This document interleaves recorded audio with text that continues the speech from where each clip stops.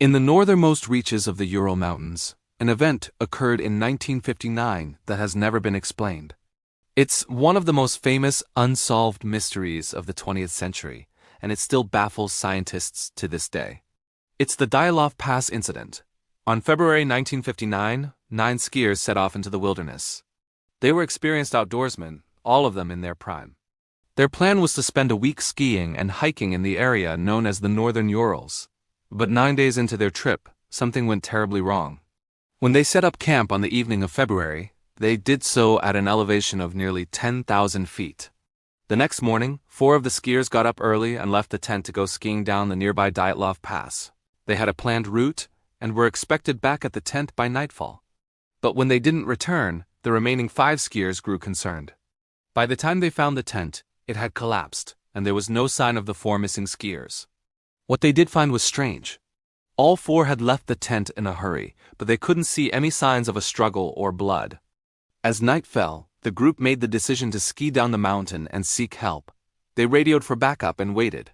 When morning came, a rescue party found the bodies of 2 of the missing skiers. One had a fractured skull, and the other had severe chest pains.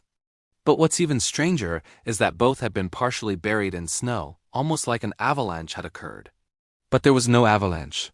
As the days passed, more bodies were found, all with strange injuries. One skier had a small skull fracture, another had multiple fractures and their jawbone was missing.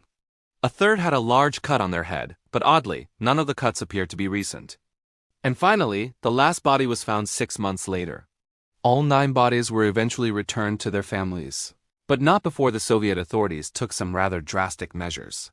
Before releasing the bodies, they stitched up the cuts and jawbones that had been missing. And just like that, the case was closed. The official story was that an unknown natural force had caused the tent to collapse, leading the skiers to flee in terror.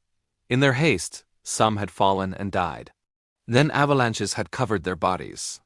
But this explanation didn't sit well with the families.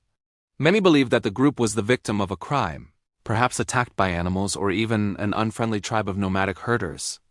But the truth is, we may never know what really happened at Dyatlov Pass.